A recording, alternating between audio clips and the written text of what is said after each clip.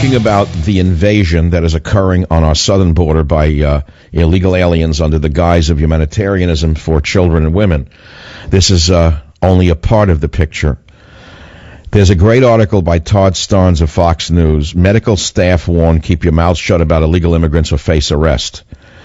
And a government-contracted security force threatened to arrest doctors and nurses if they divulged any information about the contagion threat at a refugee camp housing illegal alien children at Lackland Air Force Base in San Antonio, Texas. Are you listening to what I'm saying to you? Many of the workers wanted to talk about the contagious diseases they were seeing. They were warned that they would be arrested, according to a psychiatric counselor.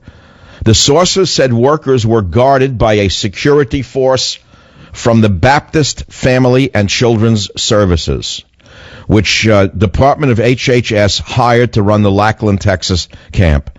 Here's a kicker. The sources say security forces call themselves the Brown Shirts.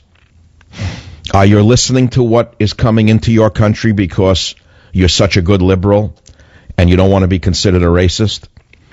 The workers at the camp, the health workers, were stripped of their cell phones and other communication. Anyone caught with a phone was fired. Everyone was paranoid. The children had more rights than the workers. She said children in the camp had measles, scabies, chickenpox, and strep throat, as well as mental and emotional issues. It was not a good atmosphere in terms of health, said the nurse. I would be talking to children, and lice would just be climbing down their hair. A former nurse at the camp told me she was horrified by what she saw. Quote, shall I read it to you? You had enough. These are the divine children of Nancy Pelosi. Both the counselor and the nurse said their superiors tried to cover up the extent of the illnesses. Quote, when they found out the kids had scabies, the charge nurse was adamant, quote, don't mention that. Don't say scabies. But everybody knew they had scabies. Some of the health workers were very concerned about touching things and picking things up. The nurse said the lice issue was epidemic, Mrs. Pelosi, but everything was kept hush-hush. You could see the bugs crawling through their hair, she said.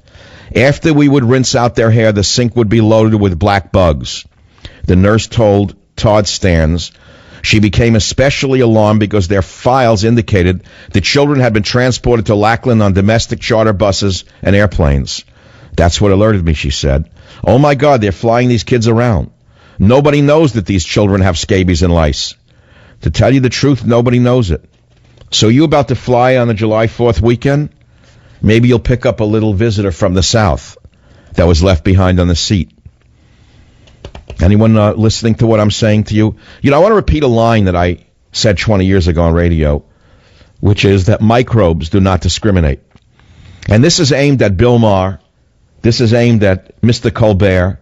This is aimed at the other sycophants of the Obama administration, who simply repeat the big government lie day in and day out in the guise of being wild and free and crazy. They are the comedians. They are the court comedians of the Fuhrer. They are the court comedians of the emperor. They are the court comedians of the rogue president. They are the court jesters of the rogue presidency. And I pray to God that they come to understand one day that microbes do not discriminate. They don't know whether you're a sycophant of Obama or a right-winger. They don't know if you're a good liberal or a bad conservative. They don't know what your race is. They don't know what your sexual orientation is. They don't know if you're for or against contraceptives.